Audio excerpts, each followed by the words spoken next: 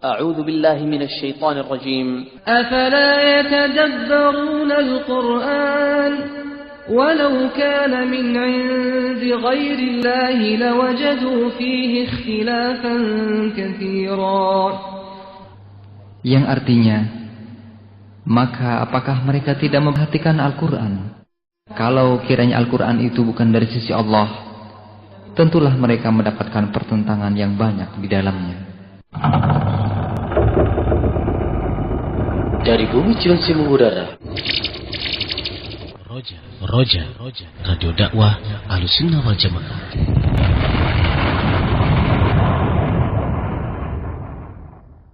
Ikhwatal Islam, a'azakumullah. Antum masih bersama saluran tilawah Al-Quran kajian Islam Radio Dakwah Ahlussunnah wal Jamaah, Roja. Untuk selanjutnya kita ikuti kajian ilmiah berikut ini. Bismillahirrahmanirrahim. Innal hamdalillah nahmaduhu wa nasta'inuhu wa nastaghfiruh wa na'udzu billahi min shururi anfusina wa min sayyiati a'malina.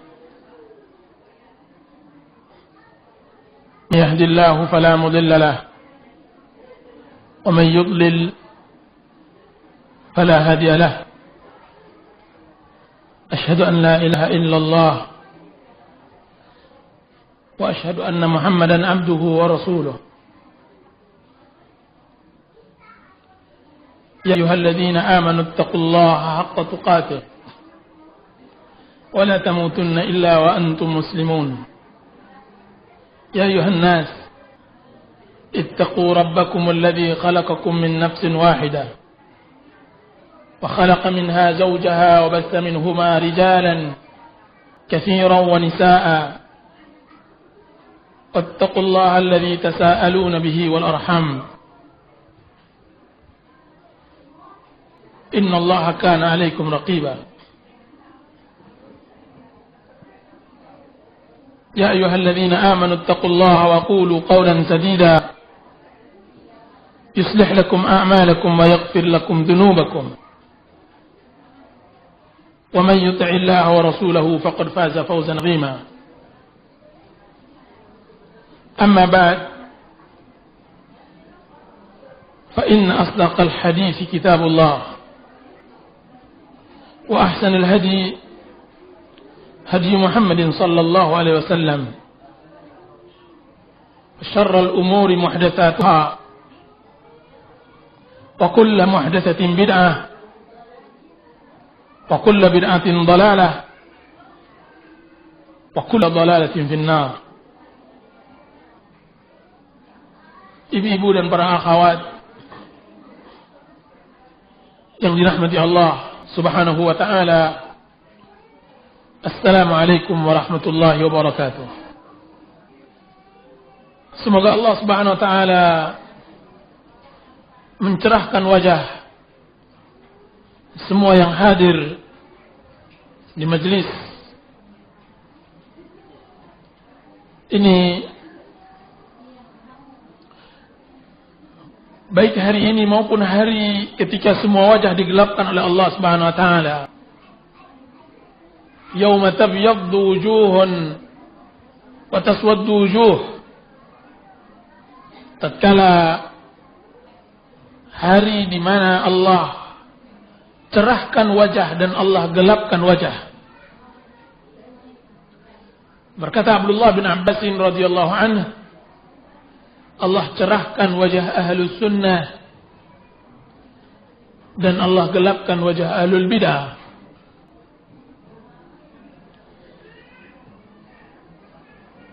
Yang jelas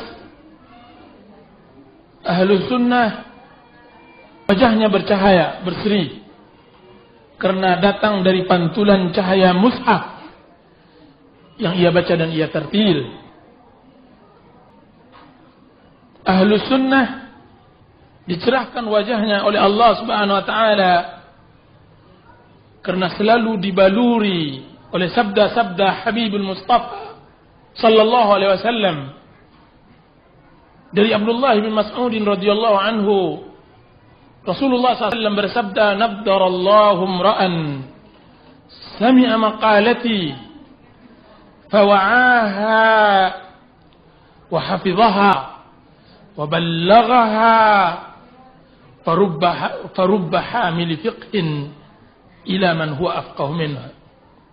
Dari Abdullah bin Mas'udin berkata, semoga Allah menganugerahkan pencerahan wajah seseorang yang mendengarkan ucapanku. Ahlu sunnah mendengarkan ucapan Rasulullah SAW. Ahlu sunnah selalu mendengar sabda-sabda Rasulullah SAW di banyak kehidupan, menghafalnya, lalu ia sampaikan. Berapa banyak pembawa ilmu mengantarkannya kepada orang yang lebih berilmu. Hadis sahih diriwayatkan oleh Imam Ahmad, Abu Dawud, Tirmidzi, Ibnu Majah, dan berkata Albani rahimahullah sahih.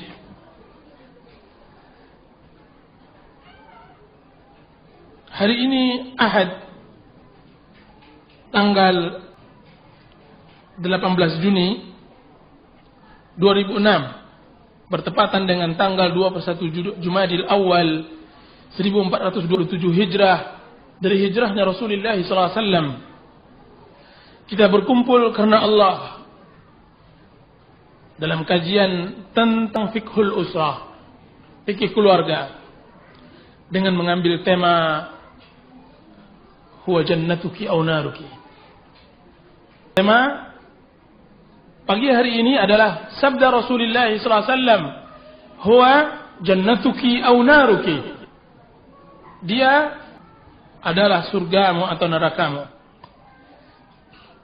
Para akhwat dan kaum muslimah yang dirahmati oleh Allah Subhanahu wa taala, tema ini saya ambil dari sebuah hadis yang masyhur diriwayatkan oleh Ibnu Abi Syaibah dan Nasa'i di Isratin Nisa dan Tabrani di Mu'jamil Kabir dan Imam Malik di Muwatta dan Hakim di Mustadrak, dan disahihkan oleh beliau dan disetujui oleh Zahabi rahimahullah, dan juga disahihkan oleh Syekh Albani rahimahullah, bahwasanya Husain bin Mihsan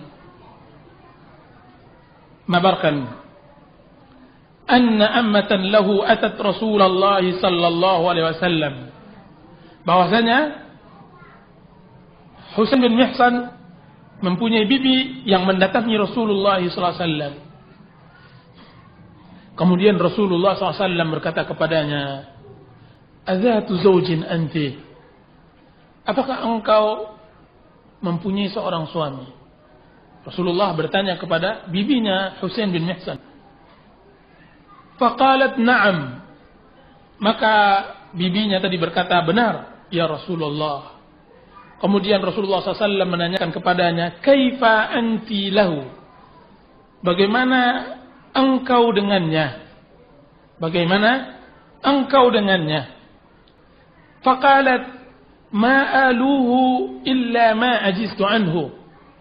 Ya Rasulullah, aku tidak melalaikannya kecuali yang aku tidak sanggup, kecuali yang aku tidak mampu. Maka salawatullahi wa salamuhu alaihi Rasulullah SAW berkata kepada bibi Husain bin Mihsan, fanzuri aina anti minhu fa innama huwa jannatuki aw naruh. Lihatlah di mana engkau dengannya, sesungguhnya ia adalah surgamu atau nerakamu.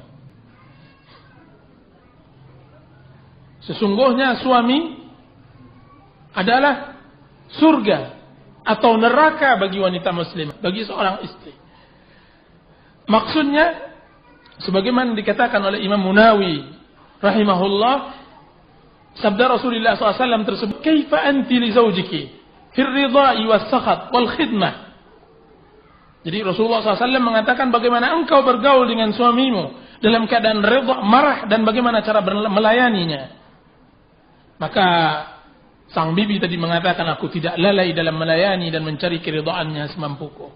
Kemudian Rasulullah SAW mengatakan, unzuri ay ta'ammali wa tafakkari fi kulli waqtin aina anti minhu ahuwa radin anki am sa'id fa in radiya anki yudkhilukil jannah wa in sakhita alayki yudkhilukil nar fa huwa ba'ithu dukhulil jannati awin nar.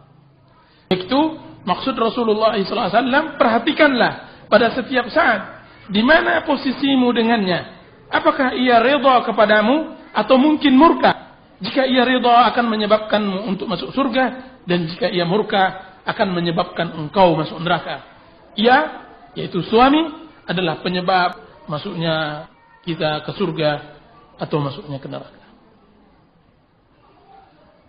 Ikhwati fillah, muslimat dan para akhwat yang dirahmati oleh Allah Subhanahu wa taala.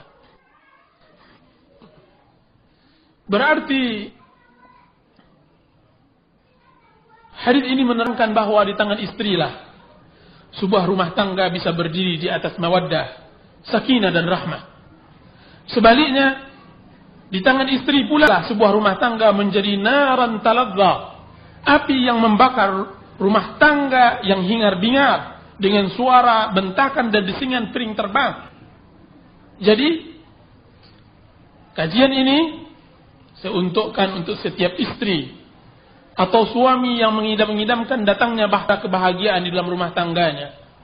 Kajian ini saya peruntukkan untuk istri yang mencintai suami, anak dan keluarganya di atas mahabbatullah.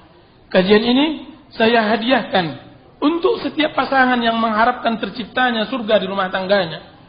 Rasulullah SAW sebagai suami yang teladan mengatakan, baiti jannati, rumah tangga aku adalah surgaku.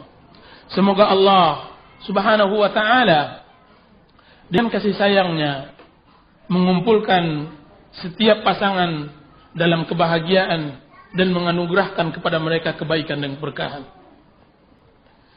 Adapun kajian ini adalah risalah untuk setiap istri yang mengidamkan kebahagiaan berkibar di dalam rumah tangganya.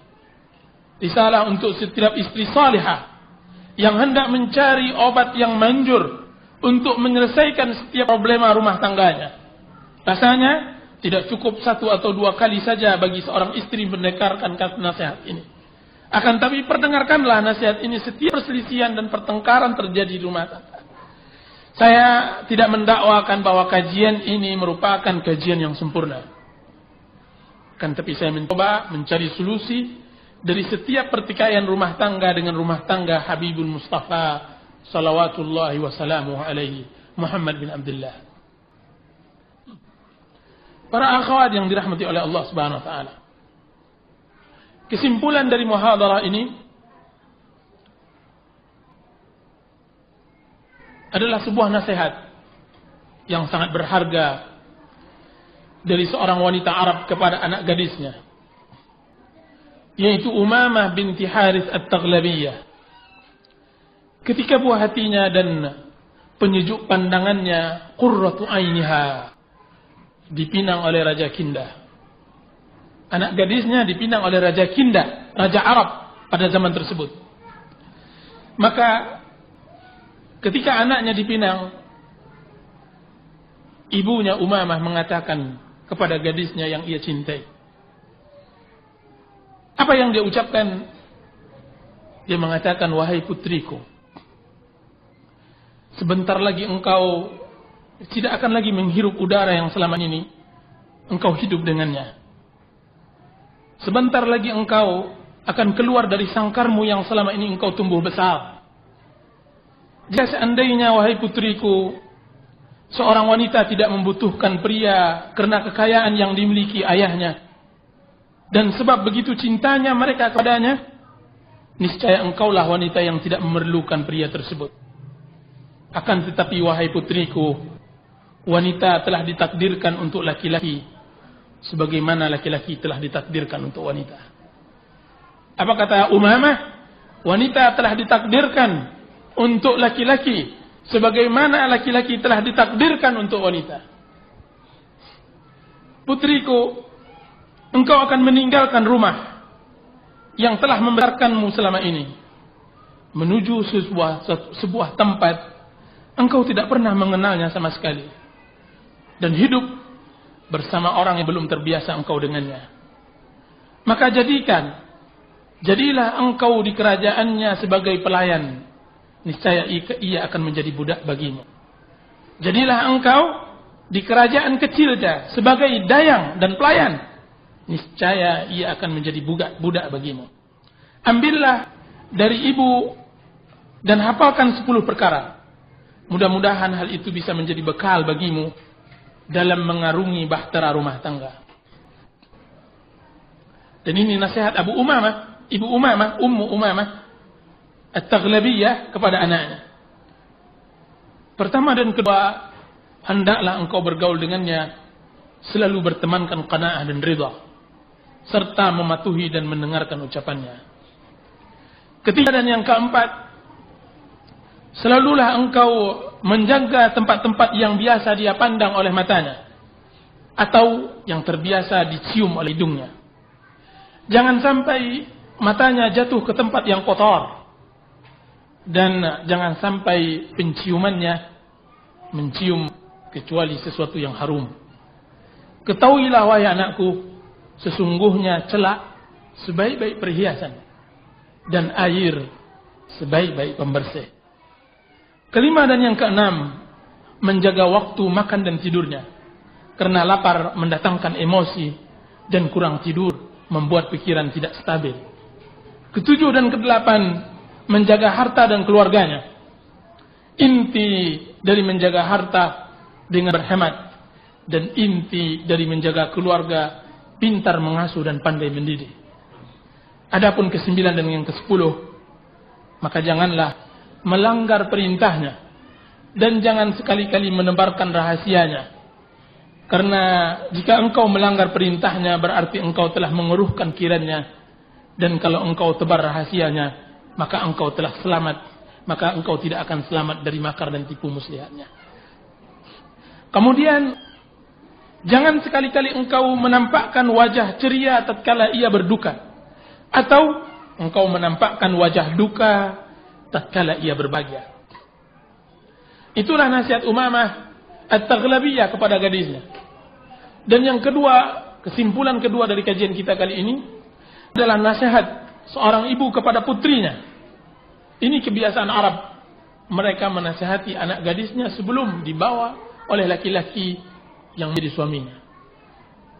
Apa kata seorang ibu kepada putrinya? Wahai putriku, engkau akan mengarungi sebuah kehidupan baru yang tidak ada tempat untuk ayah dan ibumu serta saudara-saudaramu.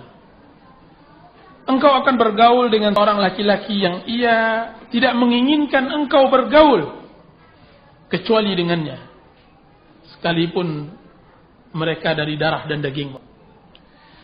Maka jadilah engkau baginya seorang istri sekaligus sebagai seorang ibu. Biarkan ia merasa bahwa engkau adalah segala-galanya dalam kehidupannya. Ingatlah selalu bahwa setiap laki-laki, siapapun ia, adalah bayi besar. Adalah bayi besar. Akan diam dan tertawa kembali dengan sedikit ucapan manis darimu. Jangan sekali-kali engkau merasa bahwa perkawinanmu dengannya menjadi penghalang antaramu dan keluarga. Karena perasaan ini juga ia rasakan. Sebagaimana juga ia telah meninggalkan rumah orang tua dan kerabatnya hanya karenamu. Akan tetapi wahai anakku, perbedaanmu dengannya, perbedaan antara laki-laki dengan perempuan. Seorang perempuan, seorang wanita selalu merindukan keluarganya. Seorang wanita selalu terkenang dengan kampung halamannya, di mana ia tumbuh besar. Kan tetapi engkau haruslah membiasakan diri dengan kehidupan baru ini. Haruslah engkau bisa beradaptasi dengannya, yang sekarang ia telah menjadi suamimu, pemimpin keluarga dan cikal ayah dari anak-anakmu. Inilah duniamu, wahai putriku, dan inilah masa depanmu. Inilah rumah tangga yang akan kalian bangun. Sedangkan kedua orang tuamu, maka mereka akan berlalu.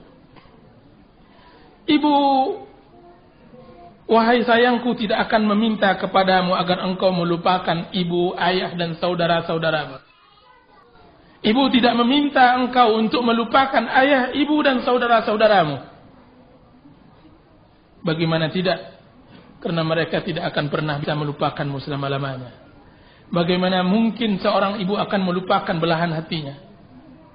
Akan tetapi yang ibu pinta kepadamu, agar engkau bisa mencintai suamimu dan hidup bersamanya, dan engkau berbahagia dengan kehidupanmu bersamanya. Apa kata ibu tadi? Yang ibu pinta kepadamu, wahai putriku, adalah agar engkau mencintai suamimu dan hidup bersamanya, dan engkau berbahagia dengan kehidupanmu bersamanya. Itulah kesimpulan dari kajian kita pada pertemuan kali ini, dan di bawah ini perinciannya. Para akhwat dan ibu-ibu yang dirahmati oleh Allah Subhanahu wa taala, di bawah ini saya akan menurunkan hak dan kewajiban, atau kewajiban-kewajiban dan hal-hal yang diharuskan, yang dimiliki oleh wanita muslimah untuk bisa membangun rumah tangga yang berbahagia, rumah tangga sakinah, mawaddah dan rahmah. Nah, kiat-kiat tersebut kita dapatkan dari nasihat dua orang wanita Arab yang mencintai anaknya, dan nasihat untuk seluruh kaum muslimin dan muslimat yang berada di bawahnya, di belakangnya. Kiat yang pertama, melayani suami dengan wajah yang berseri. Kiat yang pertama, melayani suami dengan wajah yang berseri.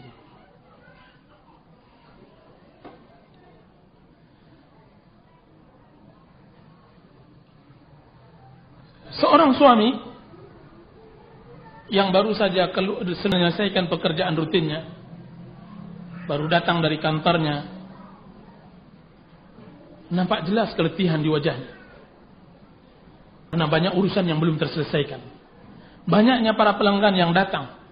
Belum lagi menghadapi jalan yang macet. Asap ribuan knalpot menyesakkan dadanya. Klakson dan suara kendaraan memekakkan telinganya. Kemudian ketika dia sampai di kerjaan kecilnya, ia ketuk pintu rumahnya, bermaksud untuk istirahat dari keletihan dan hendak memperoleh ketenangan dari kebisingan dunia. Tiba-tiba sang salihah, sang istri telah menunggunya di ambang pintu. Istri sekarang ini menunggunya di ambang pintu. Bayangkan, ibu-ibu, para akhwat, istrinya menunggu di ambang pintu dari keletihan yang dia lakukan. Dia aktivitas kehidupannya dari kantor. Tiba-tiba istrinya menunggu di ambang pintu. Kiranya seorang wanita yang cantik telah menantinya dengan senyuman kecil di bibirnya. Senyuman kecil. Tanpa ia sadari, sang istri tersebut telah meletakkan kecupan lembut di keningnya. Subhanallah. Disinilah hilanglah kelelahan, hilanglah keletihan.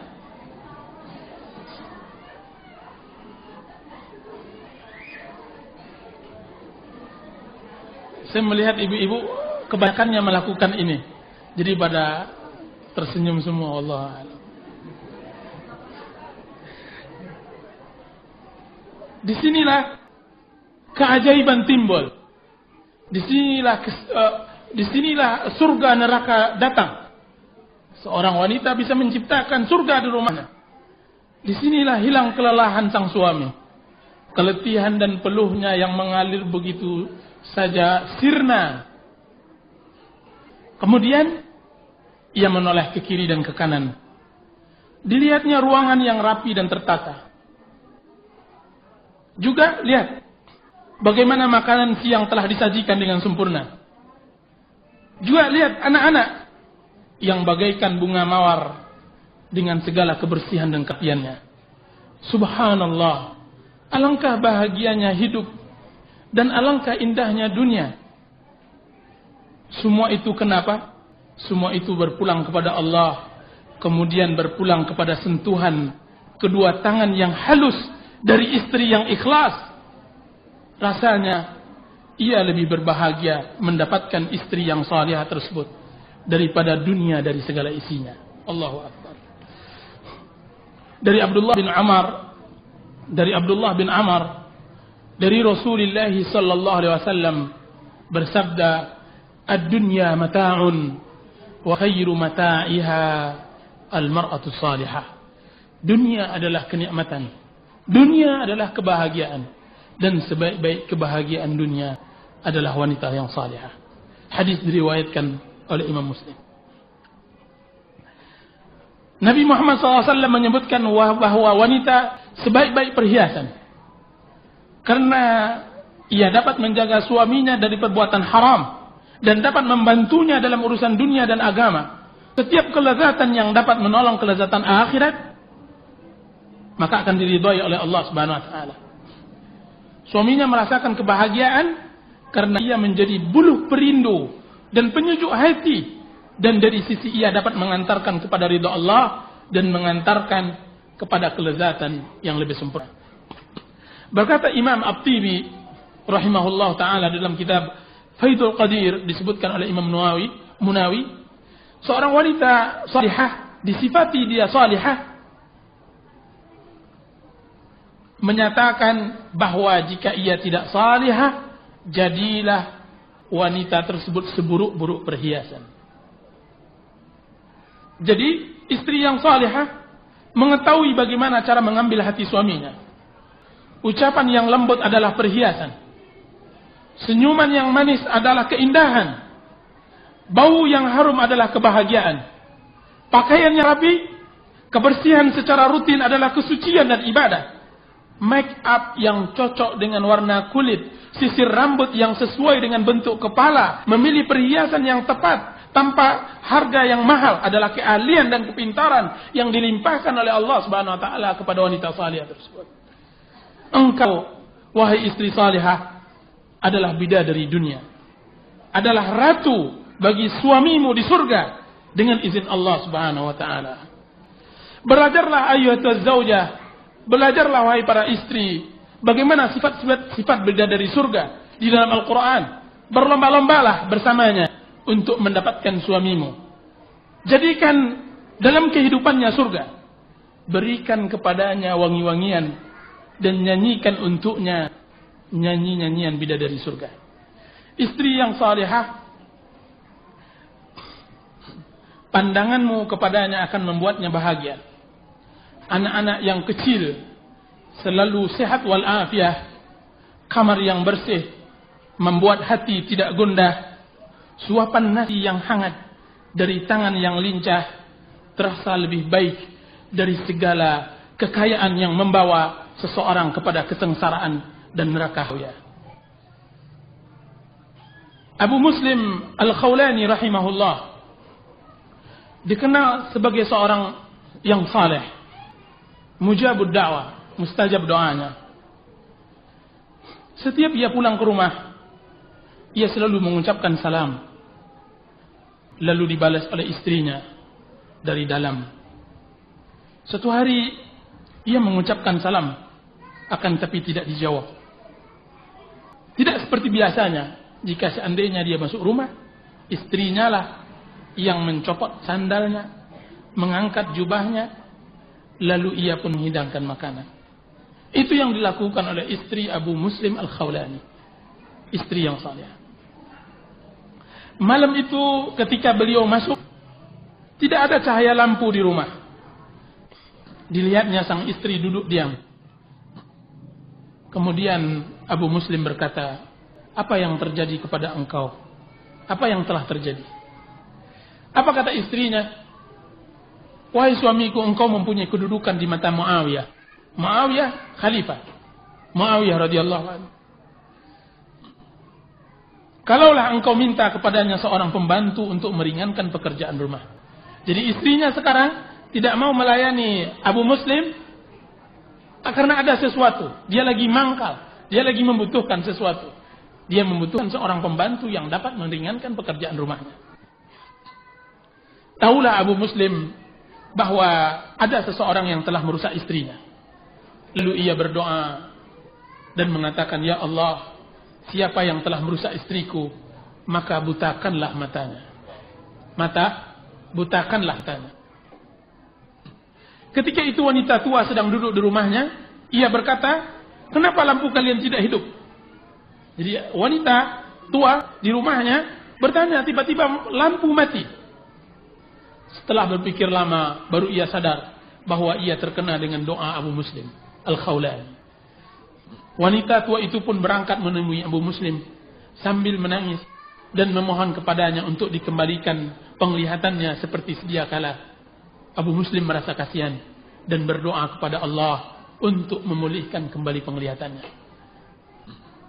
Maka perhatikanlah wahai akhwat, wahai ibu-ibu, wahai para istri, bagaimana istri Abu Muslim melayani suaminya, menanggalkan sandal, menyajikan makanan, membukakan pakaian, dan melayaninya dengan sepenuh hati.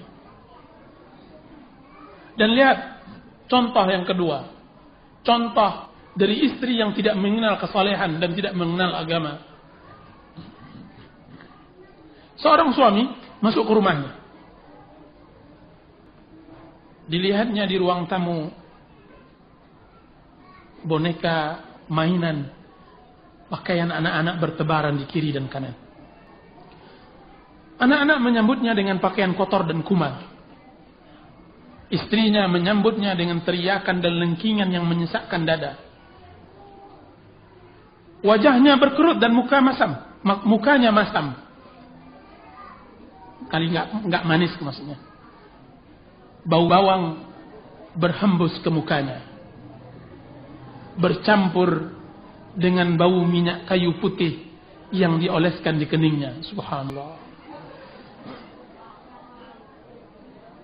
Rumah ia lihat kotor, bising dan segala kesedihan. Ketika ia hendak makan, dia meminta makan kepada istrinya. Setelah teriakan dan lolongan, baru disiapkan. Setelah selesai dan hendak masuk kamar dan berharap dia meminta makan kepada istrinya. Setelah teriakan dan lolongan, baru disiapkan. Setelah selesai dan hendak masuk kamar dan berharap dapat istirahat sejenak setelah keletihan yang panjang bekerja di kantor, kiranya kamar dalam keadaan berantakan. Kasur tumpang tindih. Di atasnya menempel sisa biskuit dan coklat.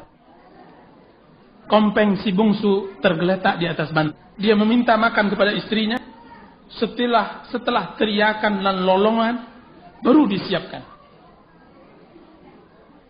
Setelah selesai dan hendak masuk kamar dan berharap dapat istirahat sejenak setelah keletihan yang panjang bekerja di kantor, kiranya kamar dalam keadaan berantakan. Kasur tumpang tindih. Di atasnya menempel sisa biskuit dan coklat. Kompeng si bungsu tergeletak di atas bantal. Dan lihat, tikar di bawah ranjang tergenang susu si kecil. Rasanya sang suami tidak ingin kembali lagi ke rumahnya.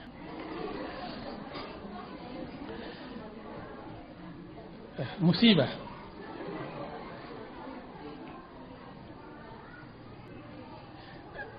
Kiat yang kedua, berhias dan mempercantik diri. Berhias dan mempercantik diri. Dari Usama bin Zaid radhiyallahu anhuma 'anil Nabi sallallahu alaihi wasallam qala, "Ma taraktu ba'di fitnatan adarra 'ala ar-rijali minan nisa." Dari Usama bin Zaid, dari Nabi Muhammad sallallahu alaihi wasallam bersabda, "Aku tidak meninggalkan sebuah fitnah sepeninggalanku lebih berbahaya bagi laki-laki dari wanita." Jadi Rasulullah SAW menyebutkan bahwa wanita adalah fitnah yang paling berbahaya bagi laki-laki. Wanita pada dasarnya fitnah. Bagaimana pula jika ditambah dengan bersolek dan berhias. Wahai para istri, engkau sering mengeluhkan tidak betahnya suami di rumah. Sering mengeluhkan kurangnya ia duduk bersamamu. Bahkan tidak jarang suami engkau mengeluhkannya sering menyakiti hatimu karena seringnya ia menyebut wanita lain di hadapanmu. Atau kadang-kadang engkau mengeluhkan bahwa ia tidak lagi mencintaimu, atau tidak mempedulikan kebutuhan-kebutuhanmu, atau engkau mengeluhkan perubahan yang telah terjadi padanya. Engkau merasa bahwa ia tidak lagi suami yang selama ini engkau kenal, seperti masa-masa pernikahan, awal-awal pernikahan.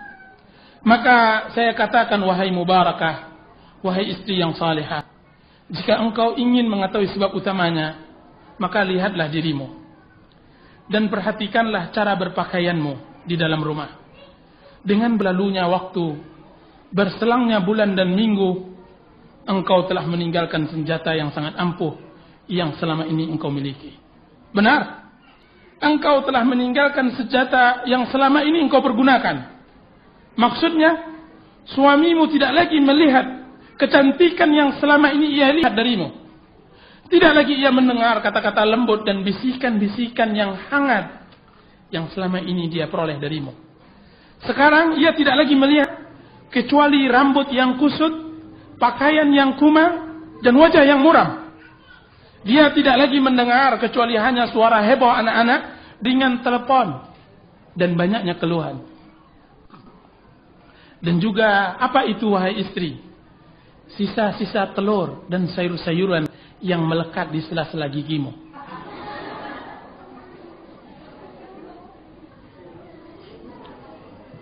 Dan bau apa itu? Yang tidak sedap berasal dari pangkal lenganmu. Akhirnya ia merasa bosan dan keluarlah ucapan perceraian. Di sanalah timbul penyesalan. Padahal engkau memiliki sihir yang halal, akan tapi engkau tidak menggunakannya. Sesungguhnya Allah Subhanahu wa taala berfirman, "Aw man yunasya'u fil hilyati wa huwa fil khisami ghairu mubin?"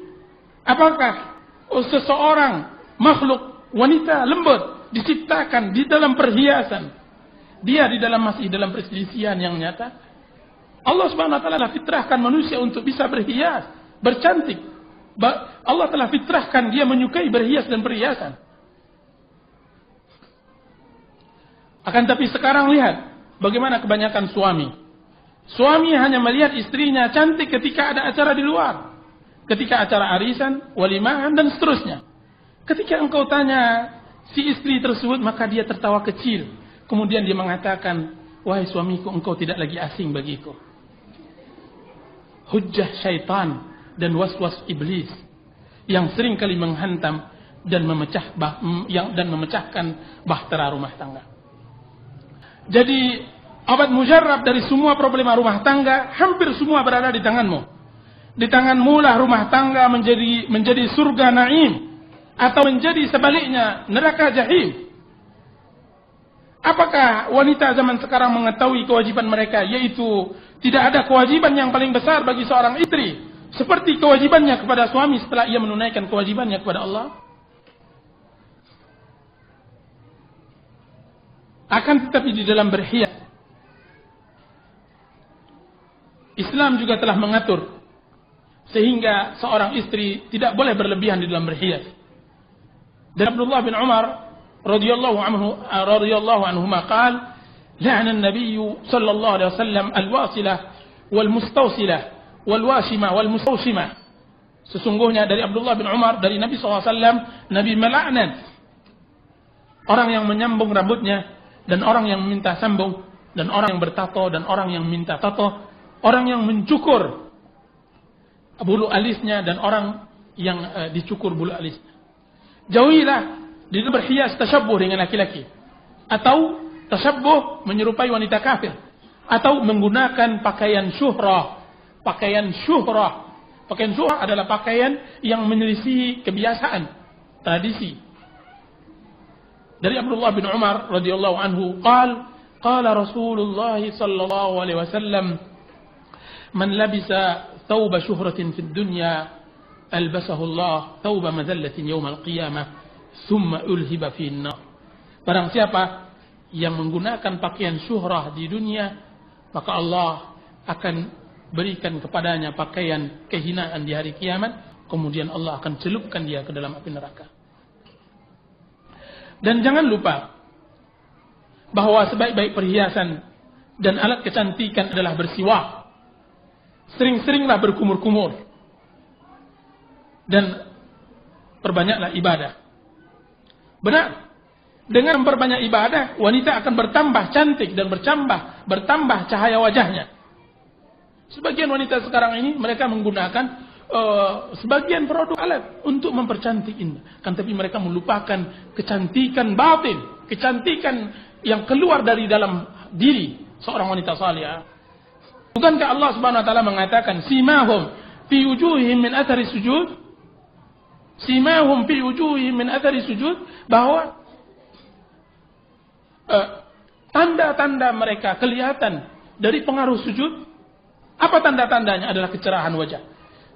Bukankah Rasulullah SAW juga bersabda, salatun nur, salat adalah cahaya yang memberi cahaya secara zahir maupun batin, dan di antara cahaya tersebut adalah cahaya wajah, sesuai dengan yang disabdakan oleh Rasulullah SAW dari Abdullah bin Mas'ud, naddarallahu imra'an sami'a maqalati. Semoga Allah mencerahkan wajah seseorang yang sering mendengarkan sabda Rasulullah SAW. Perbanyak baca hadis, perbanyak membaca sunnah, perbanyak membaca Al-Quran. Niscaya Allah akan cerahkan wajah kita. Wajah yang cerah, yang akan disenangi oleh seluruh manusia. Dan pencerahan wajah itu untuk siapa? Tidak lain dan tidak bukan untuk seorang wanita yang selalu membaca dan memahami sabda Rasulullah SAW. Disebutkan oleh Ibnul Jauzi rahimahullah di dalam kitab Isyratun Nisa, bahwa gadis-gadis pada zaman dahulu mereka berusaha mempercantik wajah mereka dengan melakukan selalu salat malam secara kontinu. Kiat yang ketiga, ramah, pandai bergaul dan berlemah lembut. Ramah, pandai bergaul dan berlemah lembut.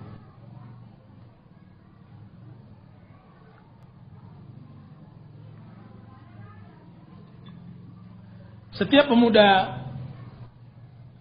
yang akan menaung dapat menghilangkan kebosanan di dalam menghadapi rutinitas kehidupan. Itulah wanita yang selalu diwasiatkan oleh Rasulullah SAW kepada setiap bujangan yang hendak menikah dengan seorang gadis. Rasulullah SAW berkata kepada Jabir bin Abdullah, halla tazawwajta bikran tudahikuka wa tudahikuha wa tula'ibuka wa tula'ibuha. Apa kata Rasulullah kepada Jabir? Wahai Jabir, kenapa engkau tidak menikah dengan seorang perawan yang dapat engkau tertawa dengannya dan ia tertawa denganmu, dan engkau bergurau dengannya dan ia dapat bergurau denganmu? Di dalam riwayat lain, Allah alaihi hadisnya dhaif, disebutkan watamussuha watamussuk. Watamussuha, engkau dapat mencium lidahnya. Bagaimana dia bisa mencium lidahnya? Begitu luar biasanya Islam. Dalam hadis ini Nabi menyatakan bergurau tidak hanya dari suami, akan tapi juga dari istri.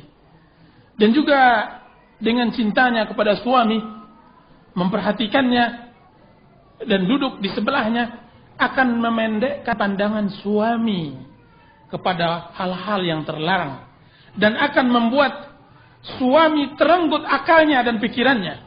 Bukankah Rasulullah SAW yang mengatakan tentang seorang atau tentang makhluk yang sangat ajaib di atas permukaan bumi, yaitu siapa? Wanita. Dari Abu Sa'id Al-Khudri radhiyallahu anhu berkata, telah bersabda Rasulullah SAW, ma ra'aitu min naqisati aqlin wa din adhhaba li lubbir rajulil hazimi min ihdakun. Apa kata Rasulullah? Aku tidak melihat seorang wanita yang kurang akalnya dan kurang agamanya dapat menghilangkan akal wanita laki-laki yang tegas, dapat menghilangkan pendirian laki-laki yang kokoh dari salah seorang dari kalian. Itulah keajaiban wanita. Oleh sebab itu dianjurkan bagi suami untuk membaca doa pada hari pertemuan mereka di peraduan dengan doa apa itu ibu-ibu? Allahumma inni as'aluka khairaha wa khaira ma jabaltaha alaihi Wa a'udzubika min syarriha wa syarra ma jabaltaha alayya. Ya Allah, aku berlindung kepadamu, aku memohon kepadamu kebaikannya dan kebaikan yang engkau titipkan kepadanya. Dan aku berlindung kepadamu dari kejahatannya dan kejahatan yang diletakkan pada dirinya. Para akhwat yang dirahmati oleh Allah Subhanahu wa taala, di antara sifat buruk seorang wanita atau di antara sifat buruk yang ada pada sebagian wanita ialah mendongkol ketika tidak menerima. Ketika tidak dapat dari suami, dia mendongkol. Cerewet ketika meminta. Berlepotan ketika berhias di kaca. Tidak pandai berhias. Berlumuran ketika datang bulannya. Untuk dalam keadaan haid, berlumuran. Kadang-kadang bau bawang. Kadang-kadang bau belalang. Dan kadang-kadang bau musang.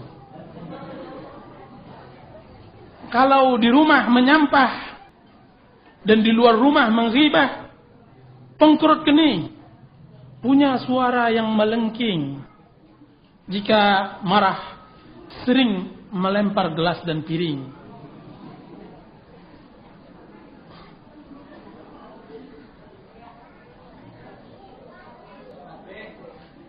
Dan lihatlah bagaimana ciri wanita salihah. Dan saya mendoakan seluruh yang hadir dan yang mendengarkan adalah ciri-ciri wanita yang salihah ini.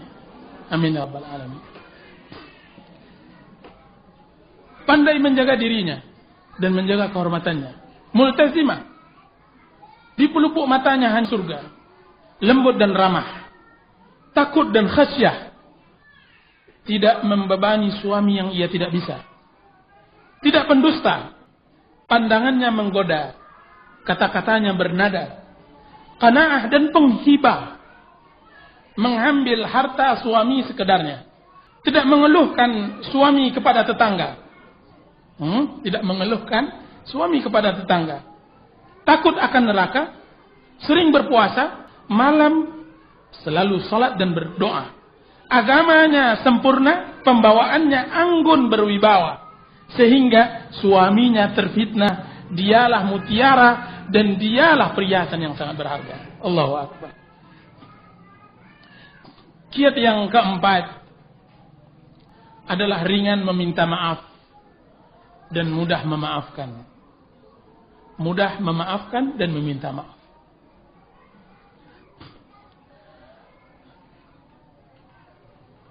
Para hadirin yang dirahmati oleh Allah Subhanahu wa taala, siapapun istri, ia tetap manusia biasa. Satu hal yang biasa jika ia berbuat salah dalam bergaul dengan suaminya. Sekalipun ia telah berusaha kuat tenaga untuk berbuat baik kepada suaminya. Apalagi kesalahan itu akibat kelalaian dan kesalahan darinya. Oleh karenanya, wahai wanita muslimah, pengganti dari semua kelalaian dan kealfaan adalah meminta maaf kepada suami. Saya yakin dengan kata yang manis, dengan ungkapan yang lembut yang didengar oleh suami ketika seorang istri meminta maaf, sebesar apapun kesalahannya, ia akan memaafkannya. Tahu kenapa? Kenapa ibu-ibu, wanita laki-laki selalu memaafkan istrinya, sebesar apapun kesalahan yang dilakukan oleh istri? Jawabannya, karena jiwa seorang laki-laki telah difitrahkan untuk mencintai wanita. Maka cobalah. Hanya sedikit ungkapan lembut, marah berubah menjadi ridha. Muka masam akan berubah menjadi bahagia. Kiranya singa yang telah yaitu suaminya telah berubah menjadi anak manis. Berubahlah rona merah karena marah menjadi merah karena malu. Diriwayatkan oleh Abdullah bin Abbas radhiyallahu anhu, telah bersabda Rasulullah sallallahu alaihi wasallam, "Ala ukhbirukum bi nisa'im min ahli al-jannah al-wadud al-waluda al-a'uda ala zawjiha allati idha adat aw udhiyat ja'at hatta ta'khudha bi yadi zawjiha thumma taqul wallahi la adzuqu ghamdan hatta tarda. Dari Abdullah bin Mas'ud radhiyallahu anhu berkata, telah bersabda Rasulullah sallallahu alaihi wasallam, apakah aku ingin aku kabarkan kepada kalian tentang wanita-wanita dari penduduk surga? Subhanallah. Mereka di dunia, kaki mereka masih mencercah dunia, masih memegang sendok, masih memegang anak, masih menyusui anaknya dan semacamnya, akan tapi telah ditentukan oleh Allah Subhanahu wa taala penduduk surga. Siapa itu ya Rasulullah? Dialah al-waduda, al-waluda, al-a'ud. Dialah seorang wanita yang sangat mencintai suaminya. Seorang al-wadud, seorang wanita yang cinta kepada suaminya. Al-waluda, yang banyak anaknya. Al-a'uda, yang paling mudah kembali kepada suaminya. Paling pemaaf. Jika seandainya dia menyakiti atau disakiti, dia tidak peduli apakah dia disakiti atau menyakiti. Apakah dia tidak peduli, wanita penduduk surga, dia tidak peduli apakah yang salah dia atau suaminya. Datang dia kepada suaminya, kemudian dia ambil tangan suaminya, kemudian dia kecup, kemudian dia katakan, demi Allah wahai suamiku, aku tidak akan bisa tidur nyenyak sampai engkau redha kepadaku. Disahihkan oleh Imam Al-Albani rahimahullah di dalam kitab Silsilah Sahihahnya. Berkata Imam Munawi rahimahullah, barang siapa dari wanita yang memiliki sifat ini, maka ia adalah wanita yang paling berhak menjadi penduduk surga.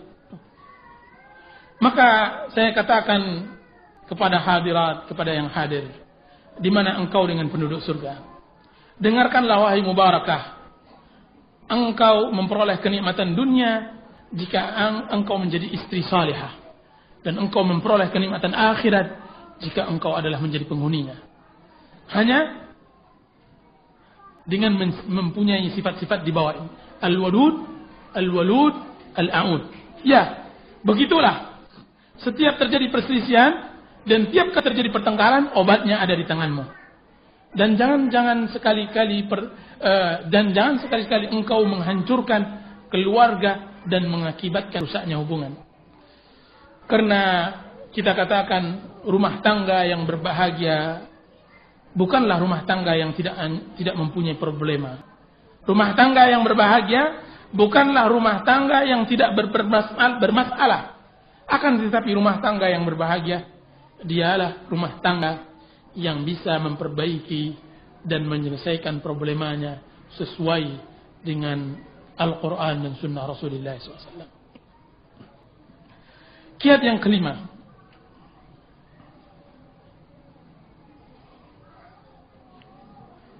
yaitu melayani suami dengan baik. Melayani suami dengan baik.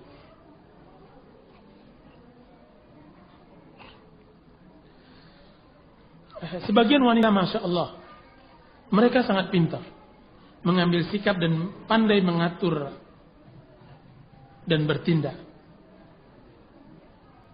Ia tidak hanya mencukupkan diri dalam melaksanakan pekerjaannya, bahkan ia melaksanakan tugas suaminya, dan itu jelas keutamaan yang Allah berikan kepada orang-orang yang Dia-hendaki. Dzalika fadlullah yu'tihi man yasha. Itulah keutamaan Allah yang Allah berikan kepada orang yang Dia kehendaki. Sebagian wanita, dia pintar, dia pandai mengatur waktu, dia tidak cukup bekerja melakukan tugasnya, kan tapi dia juga membantu tugas suaminya. Lihatlah bagaimana sahabiah yang mulia bermuamalah dengan suami mereka. Lihatlah bagaimana Asma binti Abi Bakar bermuamalah dengan suaminya Zubair bin Awam. Asma binti Abi Bakar. Asma adalah saudara Aisyah radhiyallahu anhuma, anak dari Abu Bakar As-Siddiq, Siddiq hadir ummah. Sebagaimana yang diriwayatkan oleh Imam Bukhari dan Muslim, bahwa Asma binti Abi Bakar berkata, "Tazawwajani Zubair wa ma lahu fil ardi min malin wala mamlukin wala shay ghaira nadhin wa ghairu farasih." Zubair menikahiku dan dia tidak memiliki kebun dan tidak memiliki harta, tidak memiliki budak, kecuali yang dia miliki satu ekor onta dan satu ekor kuda. Fakuntu a'lifu farasah wa astaqil ma'a wa akhrizu gharbah wa ajinu wa lam akun uhsin akhbiz wa kana yukhbizu jaratun li min al-ansar wa kunna niswatu sidqin. Apa kata Asma? Dan aku, itu Asma, berusaha mencarikan makanan untuk kudanya. Lihat Asma, lihat wahai Mubarakah, wahai istri yang salihah, bahwa Asma membantu suaminya mencari makanan kuda, rumput untuk kudanya dan untanya. Wa astaqil ma, dan saya mengambil air dari sumur. Wa akhrizu gharh, dan saya membawanya, dan saya juga membuat adonan roti, dan saya yaitu Asma belum lagi pandai membuat adonan roti. Akan tapi yang membuatnya adalah tetangga-tetangganya dari kalangan Ansar. Wa kunna niswatu sidqin, dan tetangga-tetanggaku, yaitu kata Asma, adalah tetangga-tetangga yang baik, yang jujur, yang sama membantu. Lihat bagaimana Asma berbahagia dengan hidupnya, berbahagia dengan suami yang faqih, berbahagia dengan tetangganya yang baik. Bagaimana dia seorang wanita kaya raya, dari ayah yang kaya, dari saudagar yang sangat luar biasa Abu Bakar, yang memang terdidik tidak biasa untuk membuat adonan roti. Kan tapi dia berusaha untuk pintar, dia berusaha untuk pandai, dia berusaha untuk pandai belajar memasak. Bersama siapa? Bersama tetangga-tetangganya, yang mana dia belajar memasak untuk suaminya. Apa kata Asma? Wa kuntu anqulun nawa min ardi Zubair allati aqta'ahu Rasulullah sallallahu alaihi wasallam ala ra'si wa huwa minni ala thulutsai farsakh. Dan aku membawakan rumputan dari kebun Zubair yang telah Rasulullah berikan untuknya di atas kepalaku. Jarak kebun tersebut ke rumah yaitu 3/4 farsakh. 3/4 farsakh. Lebih kurang 4 kilo. Bayangkan kalau seandainya Asma pulang pergi berjalan kaki, berarti dia setiap harinya dia berangkat ke rumah, luar rumah untuk membawakan dan mencarikan rumput untuk kuda dan untanya 8 kilo. Dan dia adalah siapa? Anak orang kaya. Asma anak orang kaya, menikah dengan Zubair. Faji'tu yawman wan nawa ala ra'si. Dan suatu hari aku datang sedangkan barang di atas kepalaku. Falaqitu Rasulullah sallallahu alaihi wasallam wa ma'ahu nafaran minal ansar. Kemudian aku bertemu di tengah jalan dengan Rasulullah sallallahu alaihi wasallam dan para sahabat dari kalangan Ansar. Fada'ani. Kemudian Rasulullah memanggilku. Tsumma qala liyahmilani khalfah.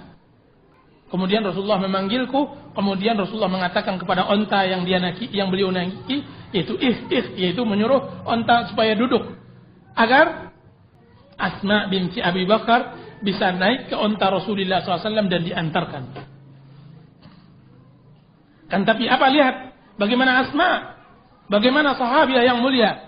Fastahyaitu an asira ma'ar rijal. Subhanallah. Apa kata Asma? Maka aku malu ketika Rasulullah SAW menawarkan untuk naik ke untanya. Apa kata Asma? Fastahyaitu, maka aku malu berjalan bersama laki-laki. Subhanallah. Asma malu berjalan bersama laki-laki. Bersama siapa dia berjalan? Bersama Rasulullah sallallahu alaihi wasallam. Akan tapi beliau malu. Asma malu. Lihat bagaimana wanita-wanita kita sekarang. Mereka kalau perlu digencet, kalau perlu diserempet, kalau perlu, subhanallah al-azim. Wa dzakartu Zubair wa ghiratah. Kemudian aku teringat akan Zubair. Jadi Asma setiap kali dia beradaptasi, setiap kali dia bergesekan dengan laki-laki, setiap kali dia bertemu dengan laki-laki, dia teringat suaminya. Subhanallah. Sebagian istri lupa akan suaminya ketika melihat laki-laki lain. Berjalan, menebarkan pandangan, melepaskan. Seperti dia melihat langit yang luas dan bintang yang luas. Tidak ada yang terikat kecuali subhanallah. Kan tapi ketika berjalan bersama ikhwan, subhanallah, tunduk, ghaddul basar dan yang lain.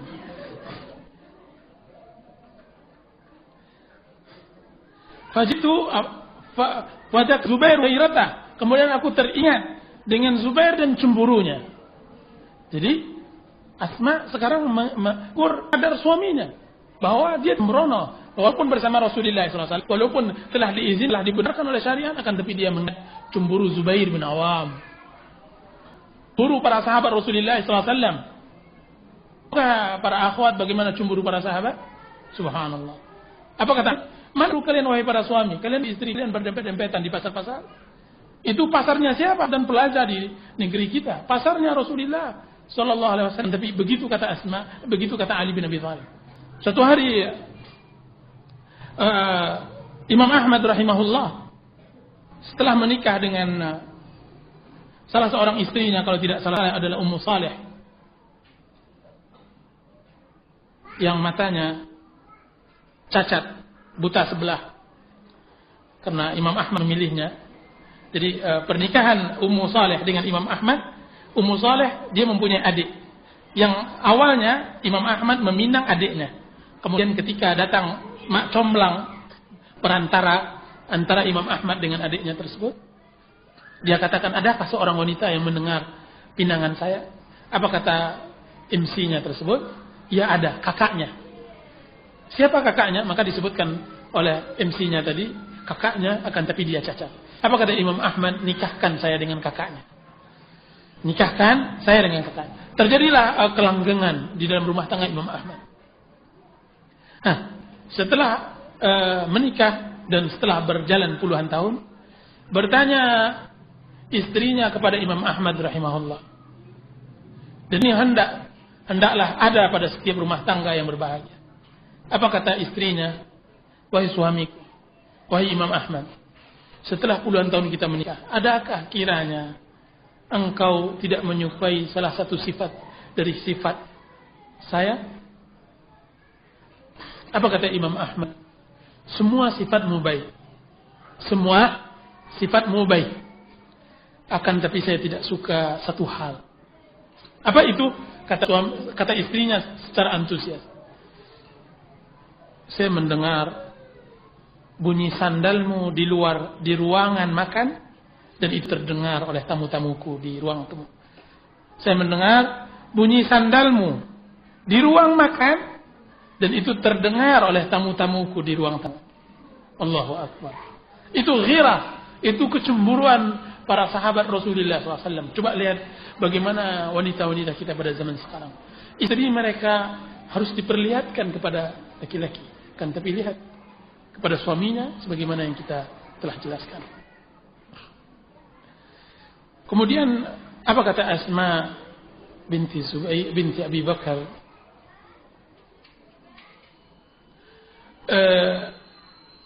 Fastahyaitu famada.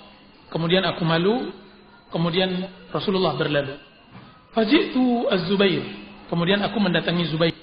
Faqultu laqiyani Rasulullah sallallahu alaihi wasallam wa ala ra'sin nawa wa ma'ahu nafarun min ashabih. Dia menceritakan kisah pertemuannya dengan Rasulullah. Dan aku malu. Kemudian aku mengingat cemburumu. Faqala wallahi la hamlukan nawa kana ashaddu alayya min rukubika ma'a. Apa kata Zubair? Demi Allah, engkau membawa rerumputan di atas kepalamu lebih berat, lebih sedih, membuat aku sedih daripada engkau menaiki tunggangan Rasulullah SAW. Sampai Abu Bakar memberikan kepada Asma seorang pembantu. Apa kata Asma? Faka'annama a'taqani. Seakan-akan Abu Bakar memerdekakanku. Begitulah seorang istri di sela-sela kehidupannya dengan suaminya, dan ia tahu bagaimana cara bersikap dengan suaminya. Kiat yang keenam, mendengar dan mematuhinya. Udah habis waktunya, Ibu? Kiat yang keenam, mendengar dan mematuhinya. Hadis diriwayatkan oleh Abdurrahman bin Auf radhiyallahu anhu, berkata Rasulullah SAW, "Idza shallatil mar'atu khamsaha wa shamat syahraha wa hafizat farjaha wa ata'at ba'laha qila laha udkhulil jannah min ayyi abwabil jannati syi'ti." Dari Abdurrahman bin Auf, dari Rasulullah SAW bersabda, jika seandainya seorang wanita salat dengan 5 waktunya, salat pada bulan Ramadan, menjaga kehormatannya, mentaati suaminya, maka dikatakan nantinya pada hari kiamat, masuklah engkau wahai salihah di pintu dari pintu-pintu surga yang engkau kehendaki. Subhanallah. Hanya melakukan 4 hal, salat 5 waktu, puasa pada bulan Ramadan, menjaga kehormatan, dan mentaati suami, Anda bisa memasuki surga dari pintu-pintu surga yang banyak. Subhanallah. Lihat bagaimana salah seorang wanita salihah sangat mengerti tentang tugas dan kewajiban wanita muslimah. Dari Asma binti Yazid Al-Ansariyah, bahwasanya dia mendatangi Rasulullah SAW, dan Rasulullah SAW dikelilingi oleh para sahabatnya. Kemudian dia mengatakan, bi abi anta wa ummi ya Rasulullah. Sesungguhnya wahai Rasulullah, inni wafidatun nisa'u ilaika. Sesungguhnya aku adalah utusan wanita-wanita yang berada di belakangku kepadamu. Apa kata beliau? Ma mimra'atin ya Rasulullah. Dia mengeluhkan. Sekarang dia mengeluhkan keadaan seluruh wanita kepada Rasulullah SAW. Ma mimra'atin fi syarqin wala gharbin, baik di barat pun di timur. Sami'at bi makhraji hadha aw lam tasma', mendengarkan keluhanku atau tidak. Illa wahiya ala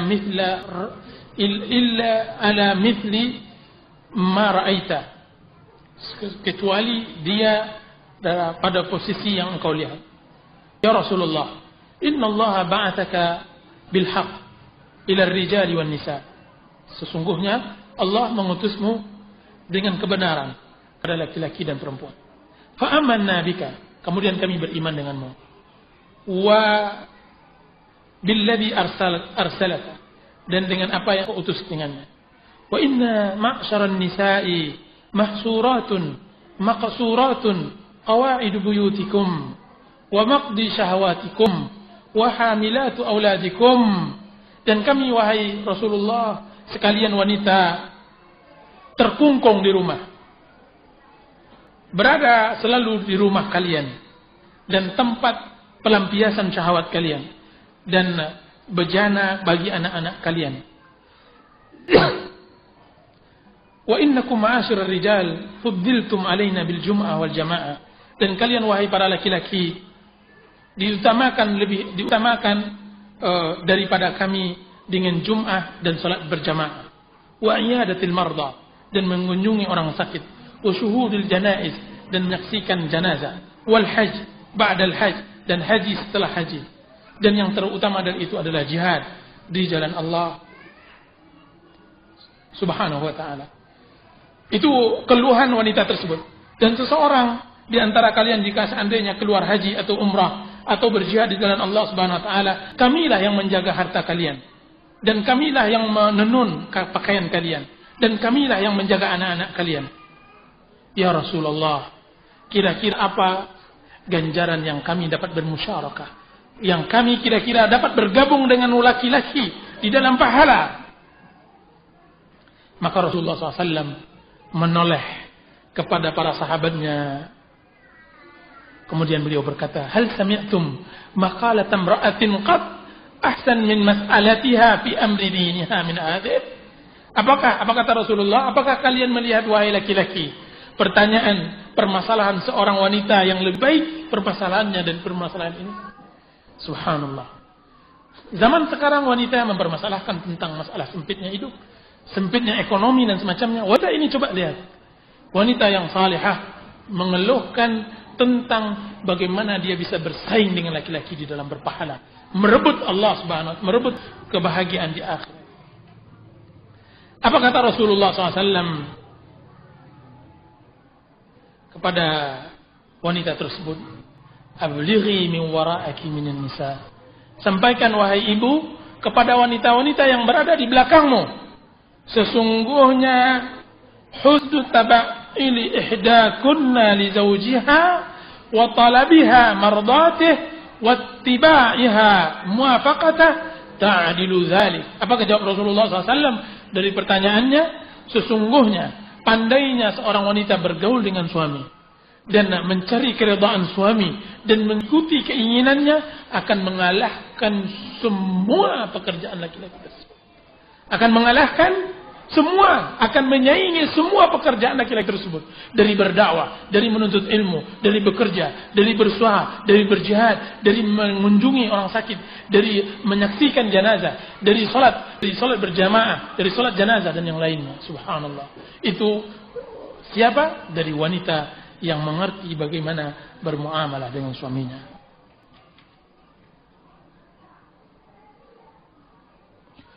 Dan perlu diingat bahwa ketaatan yang terbesar kepada suami adalah memenuhi panggilannya ketika ia memanggil Anda ke kasur. Karena tujuan dan maksud terbesar sebuah perkawinan agar setiap pasangan terpenuhi kebutuhan psikologisnya, sehingga tidak terjatuh ke dalam jurang maksiat dan kubangan yang haram. Di Abu Hurairah radhiyallahu anhu berkata, telah bersabda Rasulullah SAW, "Idza da'a ar-rajulu imra'atahu ila firashih fa'abat fabata ghadbana 'alayha la'natha al-malaika hatta tusbih." Jika seandainya seorang suami memanggil istrinya ke kasur, kemudian dia enggan, maka dia murka, maka malaikat akan melaknatinya sampai subuh. Hadis diriwayatkan oleh Imam Bukhari dan Muslim.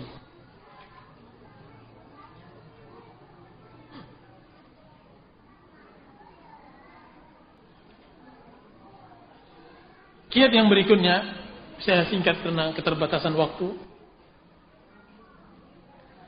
Janganlah sampai pekerjaan Anda di luar menggoyahkan pondasi rumah tangga. Janganlah pekerjaan di luar rumah akan membuat dan mengorbankan rumah tangga Anda. Para akhwat yang dirahmati oleh Allah Subhanahu wa taala, pembicaraan tentang wanita yang bekerja di luar rumah sangatlah panjang. Mereka itu yang dikenal sebagai wanita karir, dan kebanyakan mereka adalah wanita kurir. Akan tetapi secara umum kita katakan selagi seorang istri berpegang teguh dengan syarat-syarat di bawah ini, mudah-mudahan Allah akan memberikan solusi dari problema yang dia hadapi.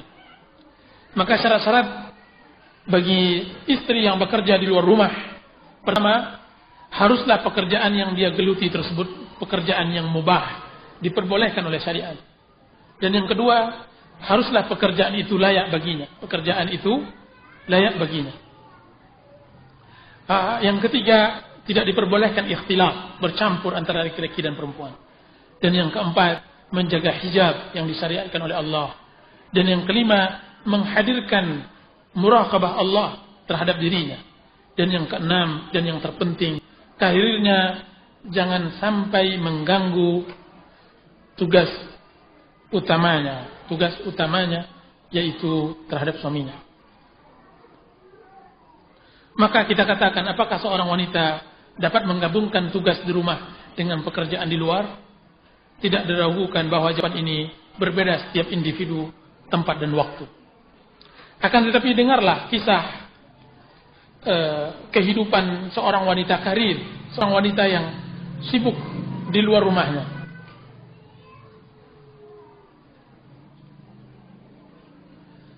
Lihatlah bagaimana sedihnya kisah tersebut, bahwa siang harinya di sekolah, Kiranya wanita tersebut berada di sekolah mengajar. Anaknya bersama pembantu. Makan siang suaminya juga disiapkan oleh pembantu. Akan tapi kadang-kadang juga dia kadang-kadang ikut serta menyiapkan makanan. Akan tapi lihat, kadang-kadang masakan malam untuk makanan siang, dan sebaliknya, kadang-kadang masakan siang untuk makanan malam. Karena tidak ada waktu baginya untuk memasak. Waktu zuhur letih sekali. Waktu asar, waktu istirahat baginya. Dan kadang-kadang jadwal untuk berkunjung atau menghadiri arisan. Jadi pagi sekolah, zuhur, istirahat, asar, arisan. Ketika malam tiba, maka persiapan untuk besok.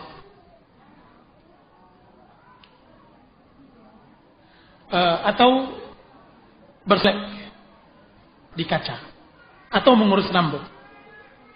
Ketika pukul sudah menunjukkan 9 malam, badan pun terasa letih. Maka badan pun dilempar ke kasur. Tubuh pun tidak lagi merasakan kecuali dengkuran dari sang istri yang sudah keletihan. Sedangkan suaminya yang miskin maksudnya yang kasihan, kita lihatnya, melihat kepadanya dengan rasa kasihan. Dia tidak dapat menyalahkan siapa-siapa. Lalu ia pun berusaha memejamkan matanya sambil mendengar detik jam yang terasa sangat panjang. Akan tetapi di saat ia membutuhkan, di saat puasa tidak bermanfaat baginya. Karena fitnah di mana-mana. Jadi sang suami berada di sebelahnya dalam keadaan mengelamun panjang. Puasa tidak lagi bermanfaat baginya. Karena fitnah di mana-mana. Di majalah wanita, di atasnya wanita, di pasar wanita, di bawahnya wanita, ke kiri wanita, ke kanan wanita, ke atas wanita, dan di bawah pun wanita. Apa yang hendak dilakukan oleh sesuami tersebut? Padahal Nabi SAW mengatakan, tidak pernah aku tinggalkan bagi seseorang laki-laki fitnah lebih berbahaya daripada wanita. Lalu jangan sekali-kali ia berpikir untuk bertadud, berpoligami pada suami, kepada istri yang berkarir ini. Karena akan membuat dunia kiamat baginya. Terus apa yang ia harus lakukan? Bagi suami yang tidak diperbolehkan apa-apa. Dia tidak bisa mendapatkan nafkah batinnya. Dia tidak bisa melakukan poligami. Apa yang harus dia lakukan? Dia harus banyak-banyak membaca Al-Quran. Akan tapi hati-hati, dia tidak boleh membaca surat An-Nisa. Karena di dalam surat An-Nisa Allah mengatakan, "Wankihu ma taba lakum minan nisa'i matna wa thulatha wa ruba'." Ini juga terlarang oleh istrinya. Terus apa yang harus dia lakukan? Maka dia harus melakukan kesabaran sampai batas waktu yang dia tidak tahu, dan wallahu taala alam. Di akhir kajian kita ini, ada sebuah kisah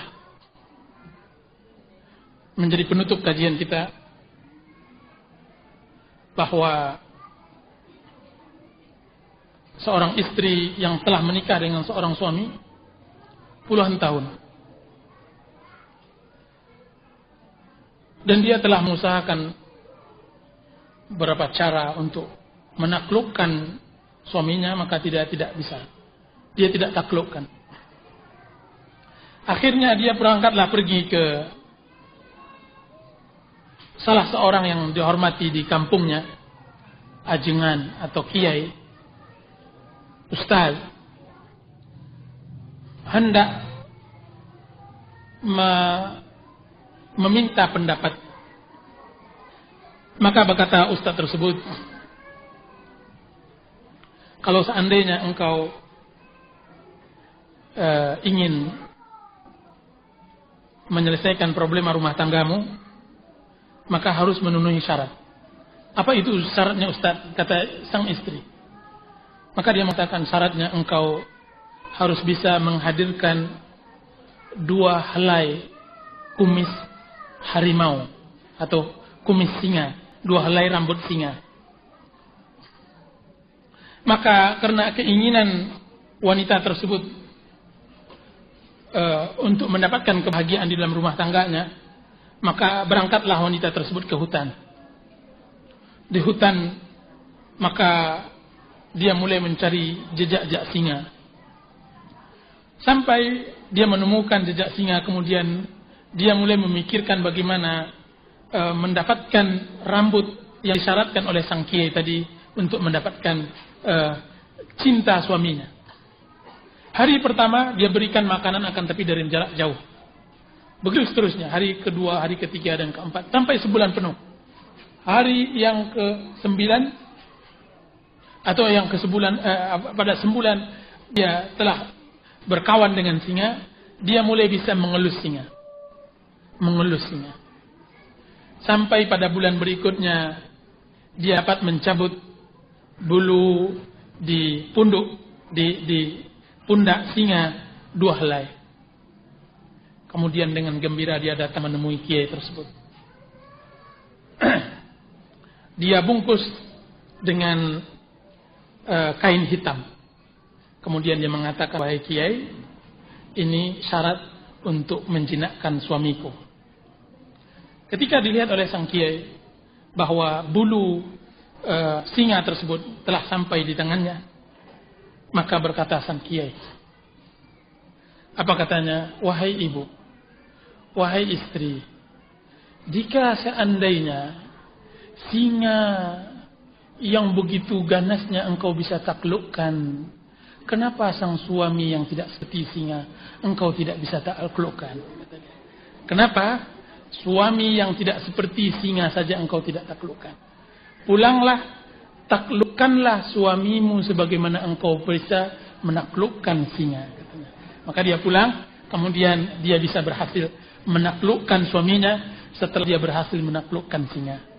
Allahu Akbar. Subhanakallahumma wa bihamdika asyhadu an la ilaha illa anta astaghfiruka wa atubu ilaik. Assalamualaikum warahmatullahi wabarakatuh.